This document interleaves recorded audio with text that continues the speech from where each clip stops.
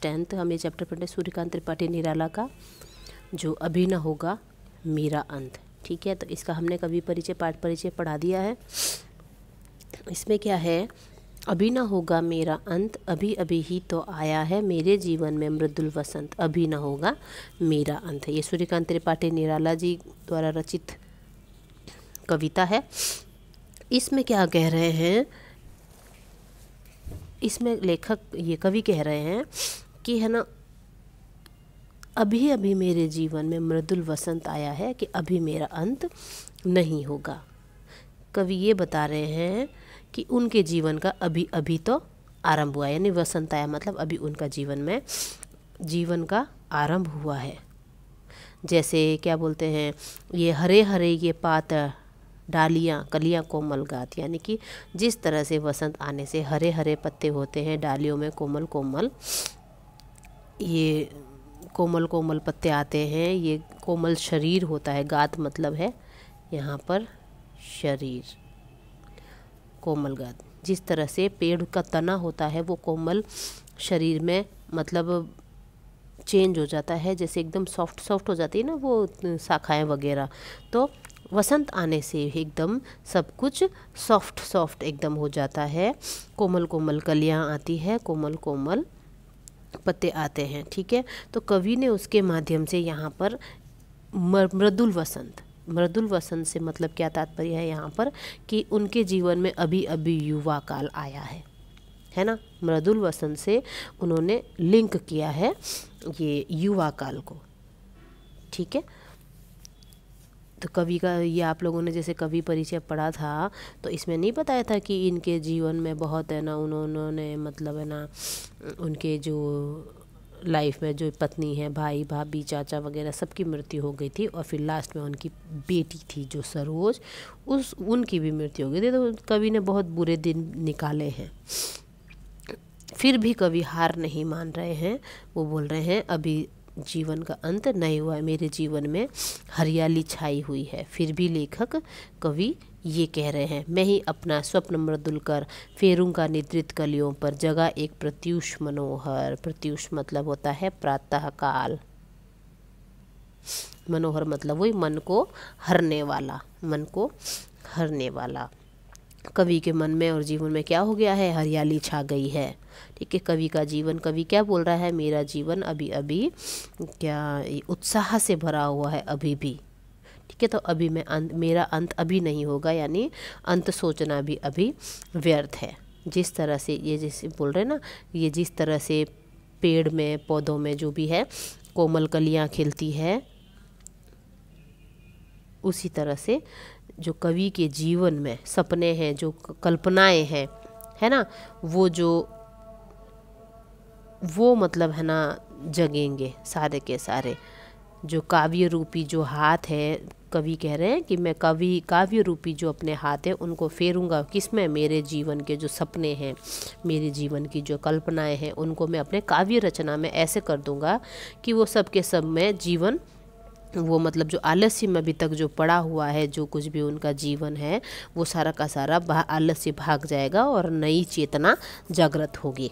ये कह रहे हैं कवि, जिस तरह से वसंत है जो कलियों को खिलाता है, ठीक है, तो उसी तरह से वो अपने कविताओं से एक मनमोहक सवेरा लाएंगे, जिससे जो आसपास जो जीवन में जो अलसाए हुए लोग हैं उनके जीवन में उत्साह जागेगा कि मतलब मेरे अभी यहाँ पर अपन मृदुल वसंत वसंत कह रहे हैं ना, ये तो इन्होंने प्रकृति से रिलेटेड किया है, लेकिन इसमें दरअसल ये कहना चाह रहे हैं कि अभी मेरे जीवन का अंत नहीं होगा, अभी अभी मेरे जीवन में युवा काल आया, वसंत ऋतु आई है, मेरे जीवन में मृदुल वसंत आया है, अभी मेरा अंत नहीं होगा। ये जो हरे हरे पत्ते, जो ये सपने हैं मेरे, जो डाली कोमल कोमल का जो कल्पनाएं हैं मेरी, मैं उनमें अपने काव्य का जो काव्य रूपी अपने हाथ फेर करके इनको जगाऊंगा। जो आलस्य में पड़े हुए जो ये लोग हैं, सपने हैं मेरे, मैं ही अपना स्वप्न मृदुल कर, मैं अपने सारे स्वप्नों को पूरा वापस क्या बोलते हैं वो जीवित, मतलब कह सकते हैं कि मतलब उनमें चेतना जागृत करेंगे। और जगह एक प्रत्युष मनोहर, यानी कि जो सुबह है, सवेरा है, जो सबके मन को हर लेने वाला होगा, इस तरह से नया सवेरा मेरी ज़िंदगी में, यानी मैं सबकी ज़िंदगी में लाऊंगा। इसमें ये इंडिकेट कर रहे हैं लोगों को कि अभी अंत नहीं है, अभी तो हमारे जीवन में युवा काल आया है, हमें अभी बहुत आगे अपनी लाइफ देखनी है। ठीक है, अब ये यहाँ पर है पुष्प पुष्प से तंद्रालस लालसा खींच लूँगा मैं, अपने नवजीवन का अमृत सहस सींच दूंगा मैं। इसमें क्या कह रहे हैं कवि, पुष्प पुष्प से तंद्रालस, यानी जो पुष्प पुष्प का मतलब यहाँ का क्या है कि मतलब जो आलस में पड़े लोग हैं, है ना, हर एक व्यक्ति जो आलस में पड़ा हुआ है, या पुष्प पुष्प से मतलब है कि मतलब हर एक व्यक्ति जो आलस में पड़ा हुआ है, मैं उनको प्रसन्नता और जागरूकता, तंद्रालस, उनके मन से, उनके जीवन से तनंद्र आलस जो है, आलस्य को खींच दूंगा। अपने नवजीवन का अमृत शहर से, और अपने जो जीवन का जो अमृत है, अपने जो क्या बोलते हैं, अपने उत्साह जो उनके जीवन में, उनके दिल में जो उत्साह भरा हुआ है, वो सभी लोगों के दिल में भर देंगे और उनको निराशा से मुक्त कर देंगे। कई लोग नहीं होते हैं, हार मान लेते हैं ज़िंदगी से कि भाई अब तो मेरे साथ इतना कुछ हो गया, मैं आपको अब जीना नहीं है, ये जो कुछ भी है, मतलब जो असफलताएँ मिलती है लोगों को, कठिनाइयाँ आती है तो परेशान हो जाते हैं अपनी ज़िंदगी से, तो वो कुछ ना कुछ करने की सोचते हैं। तो कवि उनमें पूरा का पूरा चेतना, उत्साह, ये खुशी भर देना चाहते हैं उनकी ज़िंदगी में। द्वार दिखा दूंगा फिर उनको, है मेरे वे जहाँ अनंत, अभी ना होगा मेरा मंत्र। यानी कवि इस लाइन में क्या कवि कह रहे हैं कि मैं उनको मार्गदर्शन कराऊंगा, द्वार दिखा दूंगा मतलब उनको ऐसा मार्गदर्शन दूंगा जो अनंत परमात्मा तक उन पहुँचने में उनकी मदद करेंगे। जहाँ अनंत, अनंत वही अनंत, जहाँ जिसका अंत ना हो, कौन, परमात्मा। तो वो जो क्या है, लोग हैं जो निराशा से भर गए हैं, उनको मैं ऐसा मार्गदर्शन दूंगा कि वे अनंत जो परमात्मा है उन तक पहुँचने में मदद होगी उनकी। ठीक है, थोड़ा सा प्रॉब्लम हो रहा है ऊपर।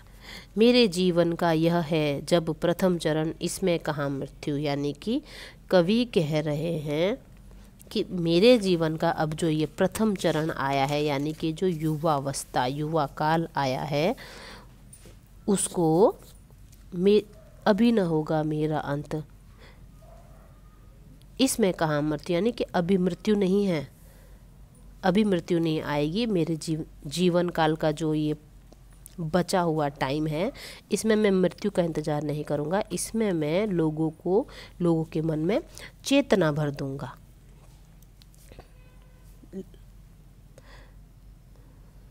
है जीवन ही जीवन, अभी पड़ा है आगे सारा यौवन। यानी कि जीवन ही जीवन बचा हुआ है आगे, अभी तो मेरी ज़िंदगी का प्रथम चरण है, मेरी मृत्यु कैसे हो सकती है, अभी तो जीवन ही जीवन। दूर दूर तक कवि को क्या दिख रहा है, जीवन ही जीवन दिख रहा है। ठीक है, वो अपने अभी पड़ा है सारे आगे, ये युवावस्था है, अभी तो सारी आगे पड़ी हुई है, अभी मेरी मृत्यु कहाँ पर है। स्वर्ण किरण कल्लोलों पर बहता रे बालक मन, मेरे ही अविकसित राग से विकसित होगा बंधु दिगंत, अभी न होगा मेरा अंत। स्वर्ण किरण, जो ये स्वर्ण किरण है, सुनहली किरणें हैं, जो किससे संबोधित किया है इसको, जो काल का समय है, यानी कि ये जो समय है ना, सुनहली किरणों की लहरों पर बह रहा है जो ये हमारा समय है, अर्थात जो हमारा जीवन है, उल्लासपूर्ण जीवन है, जो जीवन ही जीवन है, स्वर्ण किरण है। मेरे ही अविकसित राग से विकसित होगा बंधु दिगंत। दिगंत मतलब है आकाश, पूरा आकाश, क्षितिज जो बोल सकते हैं, जिसका अंत नहीं होता है। तो इसमें कवि कह रहा है कि धीरे धीरे जो उसकी रचनाएं हैं, जो कवि द्वारा की गई रचनाएं, उनमें क्या होगी, प्रौढ़ता आएगी। मेरे ही अविकसित राग, जो मेरे जो अविकसित, यानी अभी पूरी तरह से जो मेरी पोयम्स है वो सब तक नहीं पहुंची है, सब में जागरूकता नहीं लाई है, जो अविकसित है अभी धीरे धीरे क्या होगा, विकसित होगा। वो धीरे धीरे उनमें प्रौढ़ता आएगी। जो मेरी रचनाएं हैं, मेरी जो काव्य रचनाएं हैं, उससे दूर दूर तक जो लोग दिगंत विकसित होगा, बंधु दिगंत, यानी जो हताश निराश लोग हैं वो क्या होंगे, उनमें आत्मविश्वास भरेगा, उत्साह भरने लगेगा कि वो इतना विकास होगा उनकी ज़िंदगी में। मेरे द्वारा लिखित जो रचनाएं हैं, जो निराश लोग हैं, उनमें पूरा मैं उत्साह का संचार कर दूंगा कि जिससे क्या होगा, आत्मविश्वास बढ़ेगा उनमें।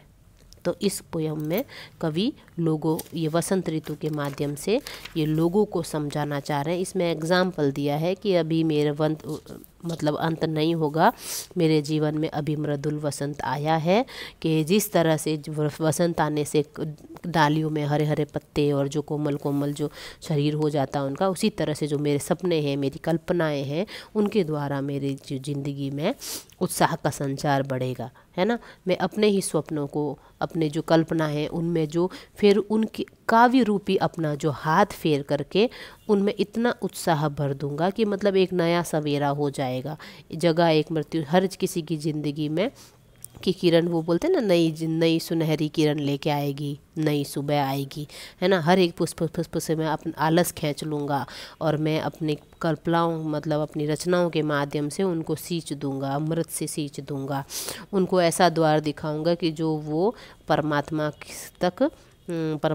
तक पहुंच सकें। अभी अंत नहीं होगा और फिर मेरी मृत्यु, अभी मृत्यु कहाँ पर है, अभी तो आगे आगे आगे जीवन ही जीवन पड़ा हुआ है, अभी तो आगे यौवन मतलब युवावस्था पड़ी है। स्वर्ण किरण कर लोलो पर बहता रे बालक मन, यानी कि जो स्वर्ण जो कल्पनाएं हैं, जो सुनहली किरण हैं, उनके हम नहीं होता बालक मन, हम क्या है बालक, हमारा मन कैसा है, दिल तो बच्चा है है ना, मन कैसा है, बच्चा है।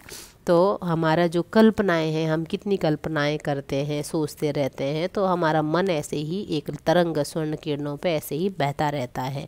जो मेरे ही अविकसित राग से, जो मेरी जो रचनाएं हैं, काव्य रचनाएं हैं, मैं उनके जो अभी अविकसित है, विकसित होगा, वो क्या होगी, धीरे धीरे करके मेरी रचनाएं प्रौढ़ होंगी, लोगों तक ज़्यादा से ज़्यादा शेयर होंगी, तो हर लोग पढ़ेंगे, तो बंधु दिगंत मेरी रचनाओं से जो अभी अविकसित है वो विकसित होगी, और जो बंधु है, जो व्यक्ति है, जो युवक है, वो और भी विकसित होगा, उसका विकास होगा, उसकी कल्पनाओं का, उसकी जो सोच है, विचार है, उसके उत्साह का विकास होगा। अभी कहाँ अंत है, ठीक है। तो इस चैप्टर में कवि ये वसंत ऋतु के माध्यम से ये समझा रहे हैं, मतलब संकेत कर रहे हैं। अब ये मातृ वंदना का आया है, सूर्यकांत त्रिपाठी निराला का ये मातृ वंदना। नर जीवन के स्वार्थ सकल, सकल मतलब सारा, है ना।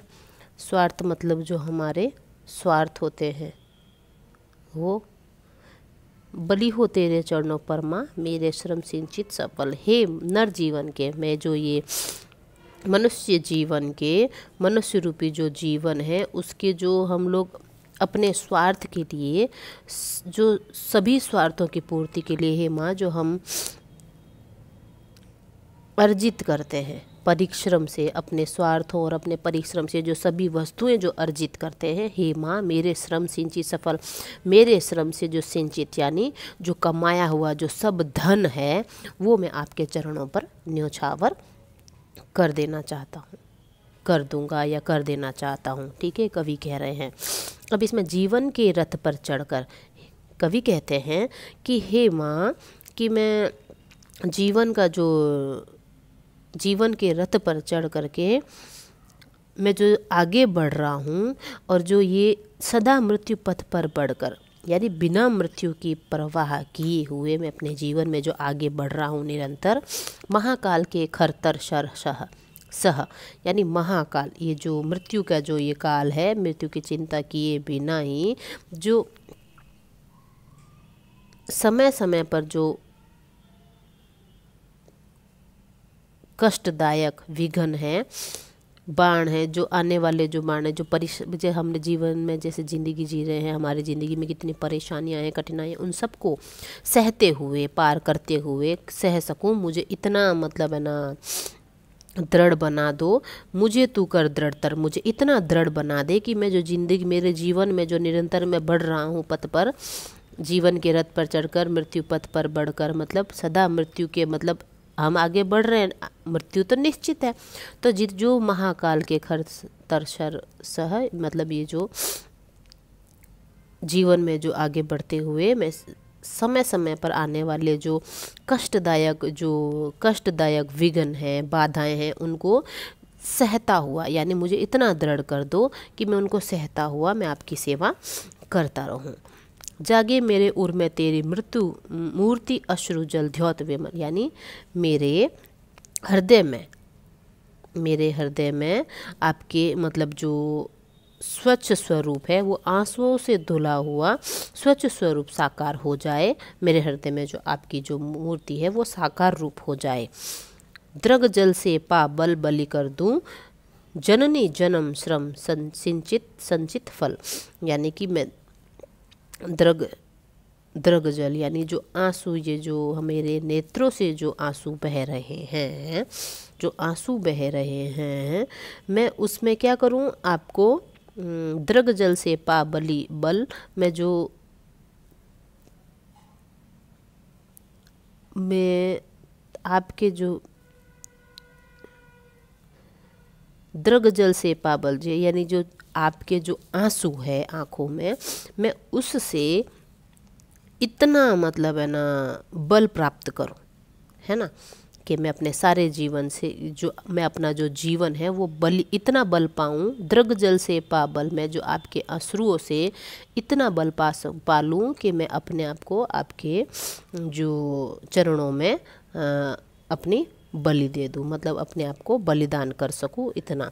जननी जन्म श्रम संचित फल, हे जननी मैं अपना जीवन भी जन्म श्रम जो मैं अपना जीवन है वो भी मैं आप पर बलिदान कर सकूं, मतलब मुझे इतना बल दो। ठीक है, अब ये है, बाधाएं आए तन पर देखूं तुझे नयन मन भर, यानी कि चाहे कवि कह रहे हैं कि हे माँ जितनी भी बाधाएं आए, देखूं तुझे नयन मन भर, यानी जो मेरा दृष्टि है, मेरा ध्यान है वो आप पर ही लगा रहे, मन भर के जी भर के मैं आपको ही एकटक देखता रहूं। मुझे देख तू सजल द्रगों से अपलक उर के शतदल पर के, हे माँ कि तू अपने आंसुओं से भरे नेत्रों जो हैं उनसे मुझे एकटक देखती रहना। ठीक है, अपलक यानी पलक बिना झपकाए, उर के शतदल पर, अपने क्या है, उर मतलब होता है हृदय, है ना, शतदल मतलब कमल, मुझे अपने हृदय रूपी कमल पर बैठाए रखना। क्लेद युक्त अपना तन दूंगा, क्लेद मतलब होता है पसीना, है ना, जो पसीने से अपने पसीने से भरा हुआ, परिश्रम के पसीने से भरा हुआ भी शरीर में आपको समर्पित कर दूंगा, तन दूंगा यानी समर्पित कर दूंगा। मुक्त करूंगा तुझे अटल, मैं आपको क्या करूंगा, मुक्त करूंगा, यानी कि मैं आपको स्वतंत्र करा दूंगा हमेशा के लिए तुझे अटल। ये जो मेरा अटल जो वचन है, मेरा ये अटल वचन है कि मैं आपको अपना परिश्रम से भरा जो शरीर है वो भी मैं आपको पूरा बलिदान कर दूंगा आपके ऊपर, मैं आपको स्वतंत्र कराऊंगा। तेरे चरणों पर देकल बलि सकल श्रेय श्रम संचित फल, यानी कि हे माँ मैं आपके चरणों में अपना सब कुछ, सकल श्रेय, सभी जो पूरा जो मेरा परिश्रम से जो प्राप्त सफलता है, कीर्ति है, श्रेय श्रम सिंचित फल जो मतलब सफलताएं हैं, जो मेरा नेम फेम है, मैं आपके चरणों में समर्पित कर दूंगा। वही है कुल मिला के मात्र वंदना, वही है 8th क्लास में थी, समर्पण जो है उस टाइप की ही कविता है। तो शुरू से सुन लो वापिस। नर जीवन के स्वार्थ के हे माँ तेरे चरणों में अपना जो मैं अपनी जो अर्जित संपत्ति वो सब के सब आपके चरणों में न्यौछावर कर दूंगा। जीवन के रथ पर आग सदा बढ़ते हुए, सदा मृत्यु पथ पर बढ़ते हुए, यानी ये पल पल आगे आगे चलते हैं, मृत्यु ही है जो महाकाल के सरतर में, यानी कि जो महाकाल जो मृत्यु के जो बाण आ रहे हैं तीखे कष्टदायक, मैं उनको सहता रहूं, ऐसा मुझे इतना दृढ़तर मजबूत बना दो कि जागे मेरे उर में तेरी मूर्ति, मेरे हृदय में आपकी मूर्ति अश्रु से पूरी धुल जाए और वैसी स्वच्छ रूप साकार बन जाए। मेरे हृदय में आपकी छवि एकदम स्वच्छ साकार रूप ले ले। द्रग जल से पाबल, जो आपके आंसुओं से जो मैं बल पाऊँ और अपने आप को पूरा आपके चरणों में बलि कर दूँ। जननी जन्म श्रम संचित फल के, मैंने जो ये ज़िंदगी जो आपसे मतलब आपसे ली है, आपसे जो मुझे ज़िंदगी मिले है वो सारी की सारी ज़िंदगी भी आपके चरणों पर न्योछावर कर दूँ। बाधाएं आए तन पर, मेरे तन पर जितनी भी बाधाएं आए, देखूँ तुझे नयन भर करके, मैं आपको, मेरा ध्यान सिर्फ आपकी तरफ हो, आपको स्वतंत्र कराने का मेरा जो एक लक्ष्य है उस पर ही मैं डटा रहूँ। मुझे देखे तो सजल मेरे आपके अश्रु भरे नेत्रों से मुझे आप देखती रहना अपलक, यानी बिना पलक झपकाए, उर के शतदल पर के, यानी कि मेरा जो मुझे अपने हृदय रूपी कमल पर बैठाए रखना, क्लेद युक्त अपना तन दूंगा, यानी जो खून पसीने से भरा हुआ शरीर भी मैं आपके अपना तन आपको मतलब दे दूंगा, बलिदान कर दूंगा, मुक्त करूंगा तुझे, मैं आपको स्वतंत्र कराऊंगा, ये मेरा अटल वचन है। तेरे चरणों पर देकर बलि सकल श्रेय श्रम सच के, मैं आपके चरणों पर अपनी बलि दे दूंगा।